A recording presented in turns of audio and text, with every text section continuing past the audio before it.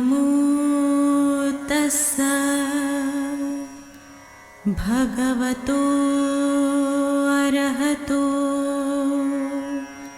सम्मा संबुद्धस्स। बुद्ध और उनका धम्म बाबा साहेब डॉक्टर अम्बेडकर द्वारा रचित कालजयी पुस्तकों के इस रचना संसार में आपका स्वागत है। आप जानते हैं कि इस समय हम लोग बाबा साहेब डॉक्टर अम्बेडकर द्वारा मूल रूप से अंग्रेजी में रचित ग्रंथ द बुद्ध एंड हिज धम्मा, इसका ये हिंदी अनुवाद आप तक पहुंचा रहे हैं। और ये जो हिंदी अनुवाद है, ये हिंदी अनुवाद डॉक्टर भदंत आनंद कौशल्यायन जी का है। तो आइए इस कड़ी में आगे बढ़ते हैं। हमेशा की तरह आपको याद दिला देते हैं कि ये बुद्ध और उनका धम्म के चतुर्थ कांड का चौथा भाग है।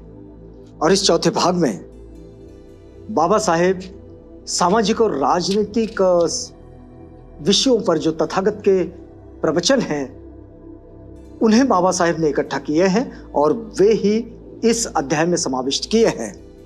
छोटे से शीर्षक के साथ बाबा साहेब आगे बढ़ते हैं। बुद्ध और उनका धम्म में लिखते हैं, युद्ध निषिद्ध है। बड़ी प्रसिद्ध कहावत भी है कि हमें युद्ध नहीं बुद्ध चाहिए। बुद्ध के पास पहुंचने पर युद्ध की जरूरत नहीं पड़ती। युद्ध निषिद्ध है, इसका निषेध होना चाहिए। बाबा साहेब लिखते हैं कि ऐसा हुआ कि मगध नरेश अजातशत्रु ने घुड़सवार और पैदल सेना इकट्ठी कर कौशल नरेश प्रसेनजित के राज्य के एक हिस्से काशी जनपद पर आक्रमण कर दिया। राजा प्रसेनजित का उस समय राज्य था काशी जनपद पर। तो इस काशी जनपद पर उसने आक्रमण कर दिया अजातशत्रु ने। दोनों लड़े। अजातशत्रु ने प्रसेनजित को हरा दिया और प्रसेनजित वापस श्रावस्ती चला गया। यहां प्रसेनजित को हार का सामना करना पड़ा। अजातशत्रु जीत गए और प्रसेनजित लौटकर अपने श्रावस्ती चले गए और अजातशत्रु इस युद्ध में अपनी जीत के साथ बना रहा। अब जो भिक्षु श्रावस्ती से भिक्षाटन कर लौट रहे थे, उन्होंने आकर तथागत बुद्ध को लड़ाई का तथा प्रसेनजित की हार कर वापस लौट आने का समाचार बताया। जो भिक्षु श्रावस्ती से चारिका करते हुए चल रहे थे, तथागत के पास जा रहे थे वे, तो उन भिक्षुओं ने जब देखा कि प्रसेनजित हार गया है और यहां अजातशत्रु की जीत हुई, तो उन्होंने ये पूरी खबर तथागत को सुनाई। तो तथागत कहते हैं, भिक्षुओं, मगध नरेश अजातशत्रु अकुशल का पक्ष लेने वाला है। मगध नरेश अजातशत्रु जो है वो अकुशल का पक्ष लेने वाला है।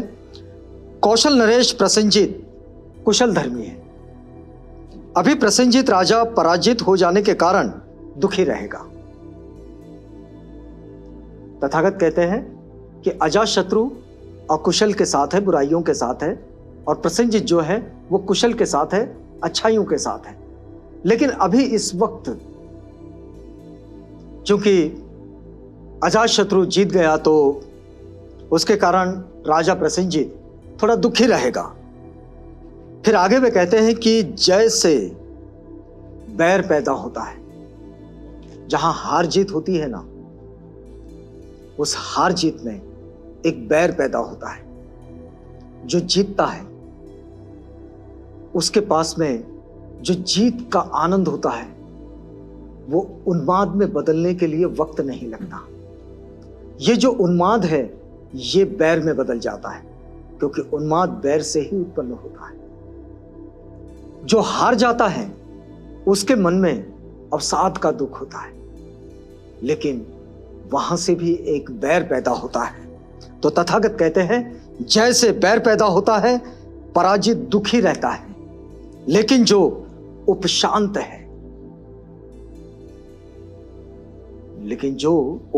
है, जिसे जय पराजय की चिंता नहीं, वह सुखपूर्वक सोता है। जय पराजय जिनकी जीवन शैली का हिस्सा है, उनके हिस्से में दुख आता है, क्योंकि एक बैरी बन जाता है और दूसरा दुखी हो जाता है। हारने वाला दुखी और जीतने वाला बैरी, तो दुख तो दोनों जगह पैदा होगा, दोनों स्थितियों में। लेकिन जो शांत है, जो बिल्कुल जय पराजय से परे है, वो सुखपूर्वक सोता है। फिर ऐसा हुआ कि वे दोनों राजा दूसरी बार युद्ध भूमि में मिले। राजा प्रसेनजीत और अजातशत्रु। फिर ऐसा हुआ कि दोनों राजा दूसरी बार युद्ध भूमि में मिले, लेकिन इस बार कौशल नरेश प्रसेनजीत ने अजातशत्रु को हरा दिया।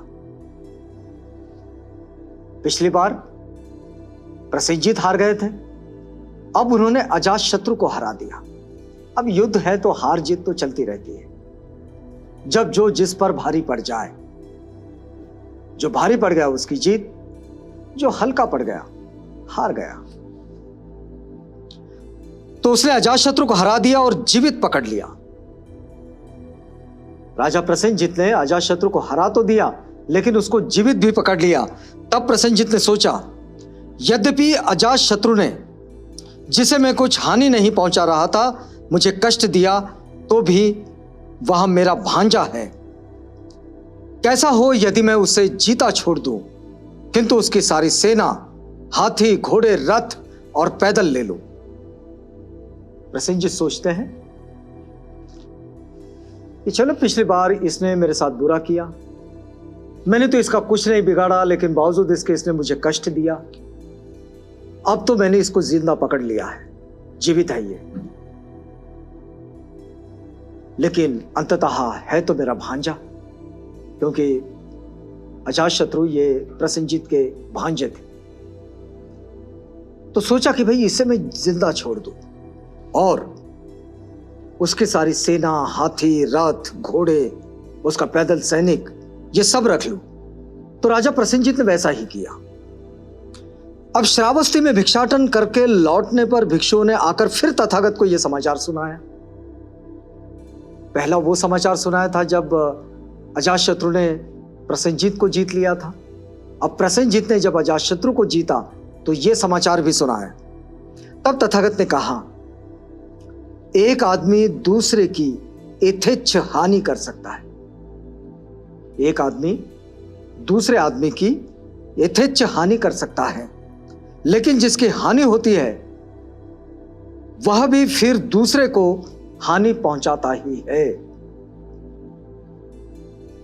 बदले की भावना, यहां इसकी हानि हुई तो यह भी तैयार हो गया उसकी कुछ हानि करने के लिए। जब तक पाप कर्म फल देना आरंभ नहीं करता, तथागत कहते हैं, ये बहुत प्रसिद्ध सीख है तथागत की, बड़ा अच्छा वचन है, प्रसिद्ध वचन है।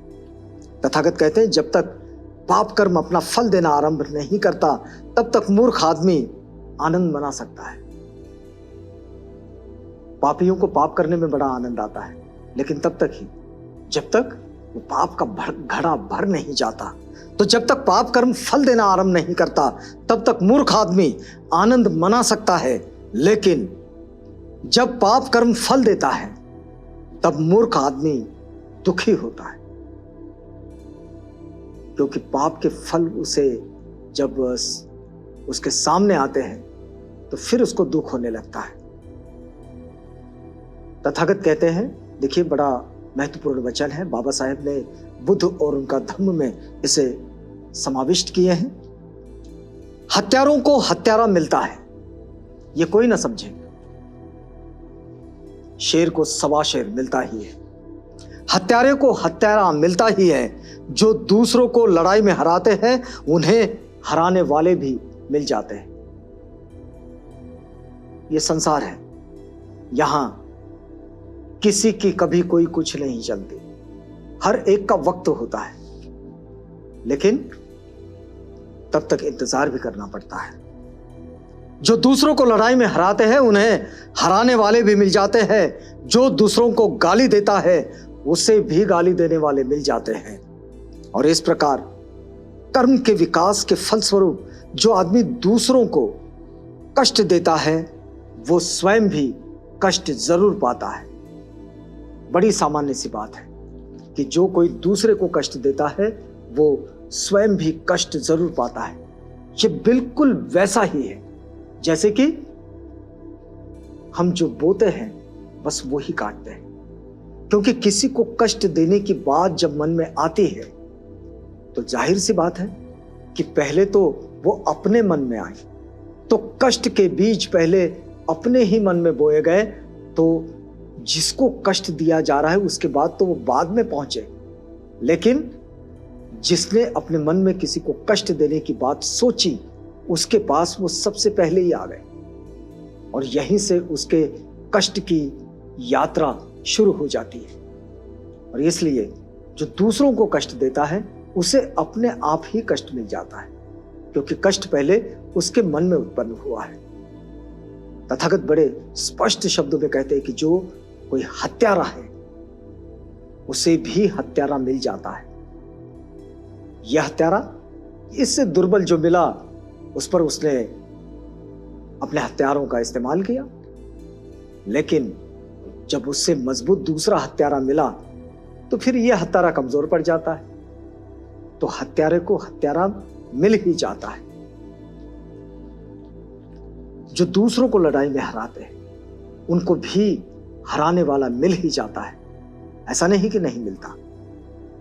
ये हार जीत का सिलसिला चलता ही रहता है। लोग जीतते कहां हैं? जहां पर मजबूत लोग दुर्बलों पर आक्रमण करते हैं, बस वही उनकी जीत है।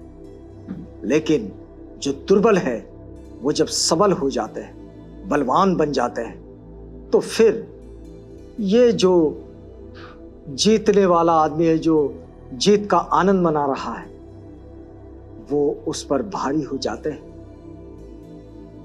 जब वे मजबूत हो जाते हैं तो ऐसा कोई ना सोचे कि हमेशा कोई आदमी जीतता ही रहेगा। नहीं, हर एक को हार का भी सामना करना पड़ता है, क्योंकि जीत के साथ हार बनी हुई होती है।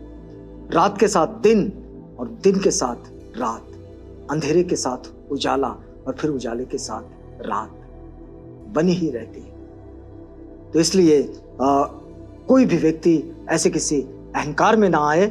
युद्ध ये हमेशा के लिए निषिद्ध होता है। युद्ध से किसी का कभी कोई भला नहीं होता।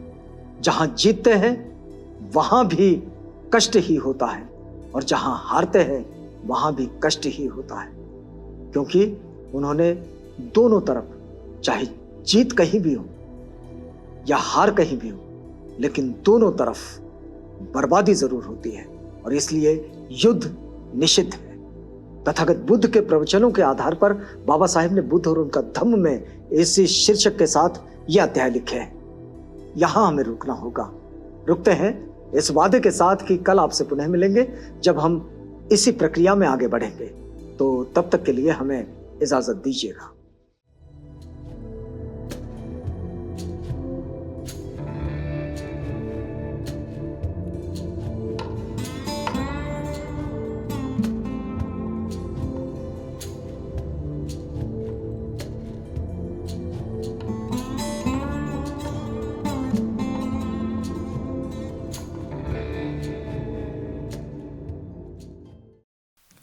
बुद्ध और उनका धम्म।